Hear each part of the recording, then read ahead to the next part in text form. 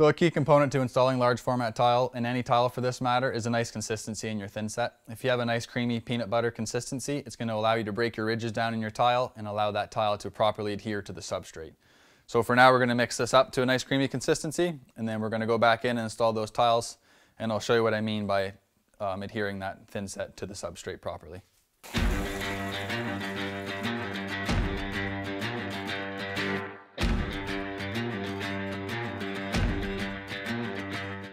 So when I'm mixing, I'll add more water than typically needed at first, and then I'll add the more Thinset to it after.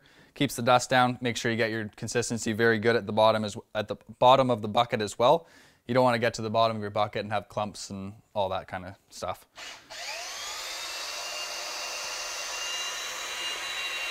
So here guys, we got a nice creamy consistency. You can tell it's nice and sticky. It's going to be easy to trowel and easy to break down the ridges when we do put the tile onto it. Okay, so the first step when you're about to install some tiles, you want to always back butter your tile no matter what size you're doing. Back buttering is always good practice. So back buttering essentially is just keying it in straight flat with the flat side of the trowel. So we're going to go ahead and do that first.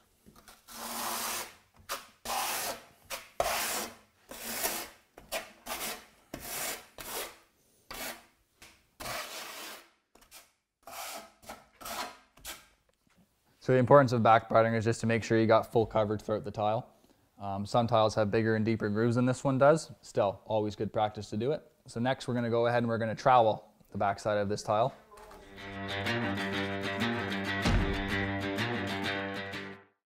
So when installing any sort of tile, especially large format, everything's maximized. So you want to make sure that all your Thinset lines are uniform. So it's called directional traveling.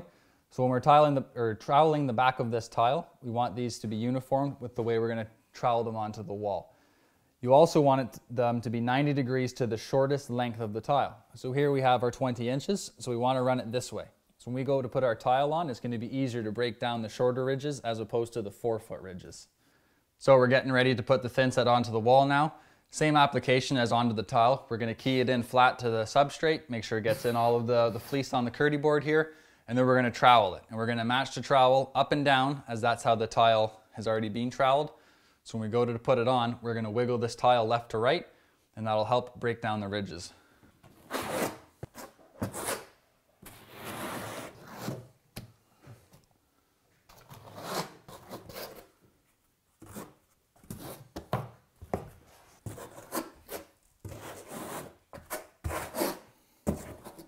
So now you can see that we've got the directional traveling on the wall. Here is just easier to get my trowel horizontally rather than vertically. It's not life or death, but this method does make it easier to collapse the ridges. So we've already dry fit our tile, so we knew it was going to fit well. So here we're just going to stick it to the wall, give it some taps. We're going to start the process of breaking down these ridges. So here we got large format tile, as I've mentioned. It's easier to move it side to side with a suction cup as opposed to trying to get a grip of this big panel of tile. So the ridges are vertically, so we're going to move this tile horizontally. And you can already see that some of these ridges, you're already starting to collapse some of the air out of it. The air coming out of it means the ridges are going flatter and that you're going to have a wicked bond to your substrate. So you can see all these air bubbles that have come out. That gives you good reference that you know that this tile is being bonded to the substrate. Okay, so this back wall's already been set, so we know that this is our ideal horizontal line. So the first thing we're going to do is set this row in height, is we're going to get this corner up exactly matching that line, and we'll simply level across back to that line that we drew on the wall. So the first thing we're doing when we set this row is we want to match the top of this tile with the top of that tile. This wall's already been set, and therefore this grout joint is the one that we are looking to achieve level across this wall here. So in order to do that, we're going to bring this tile back up to the line. We're going to use the base plates underneath the tile. They got your options from 1/64, 1/32, 1/16, and 1/8 to help raise this tile. We're going to put the level on here and check. That's perfect right there, the way it sits. So we know that one's good. So now we're going to go on to the next tile. Bring our suction cup with us, as these bigger tiles can be a pain to lift up and down. You don't want to be shoving your putty knife in and under these tiles and lifting them. Cause of chipping tiles, etc. can lead from that. So back to here, looks like we got probably 1/8 to get up to that. So we'll use the 1/8 of the spacer. looks very close. By the time we bring this tile up, that might get there. Might have to come back and visit that.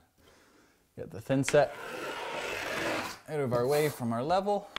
We'll center this level. It's sitting level. Now we're just going to make sure that there's no gaps underneath the straight edge of the level, and there's not. So therefore that row is sitting exactly where we want it to sit. And I'm going to go ahead forward and even try and collapse these ridges more than they already are.